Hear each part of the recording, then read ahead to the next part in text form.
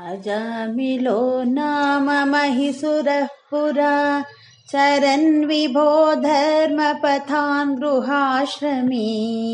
गुरोर्गिरा काननमेत्य दृष्टवान् सुदृष्टशीलां कुलटां मदाकुलां स्वतः प्रशान्तोऽपि तदा हृताशयः स्वधर्ममृत्सृज्यतया समारमन् अधर्मकारी दशमी भवन् पुनः दधौ भवन्नामयुते सुते रतिम् समृत्युकाले यमराजकिङ्करान् भयङ्करां श्रीनभिलक्षयन् भिया पुरा मनाक्पस्मृतिवासनाबलात् जुहावनारायणनामकं सुतं दुराशयस्यापि तदा त्वनिर्गता त्वदीयनामाक्षरमात्रवैभवान् पुरोऽभिपेतोर्भवदीयपार्षदात् चतुर्भुजाः पीतपटा मनोहराः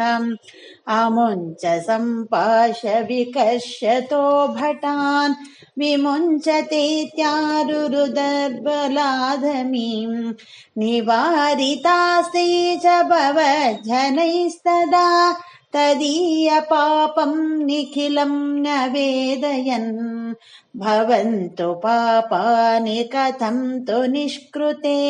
कृतेऽपि भो दण्डनमस्ति पण्डिताः न निष्कृतिः किं विदिता भवादृशाम् इति प्रभो त्वत्पुरुषा बभाषिरे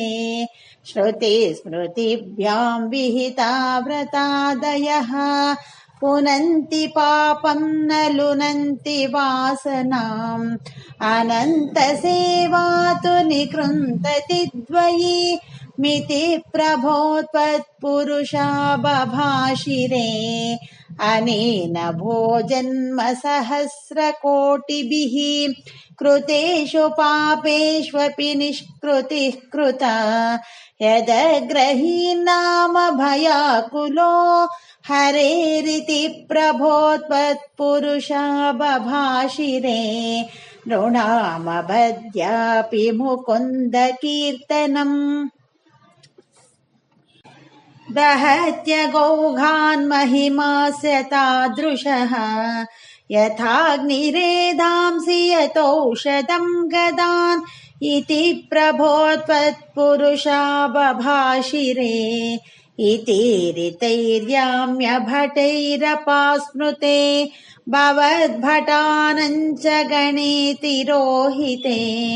भवस्मृतिं कञ्चन कालमाचरन् भवत्पदं प्रापि भवद्भटैरसौ स्वकिङ्करावेदनशङ्कितो यमः त्वदङ्घ्रिभक्तेषु न गम्यतामिति स्वकीयभृत्या न शिशिक्षदुच्चकैः सदेव वातालयनाथ पाहि माम् सदेव वातालयनाथ पाहि माम्। अजामिलो नाम महिसुरः पुरा चरन् विबोध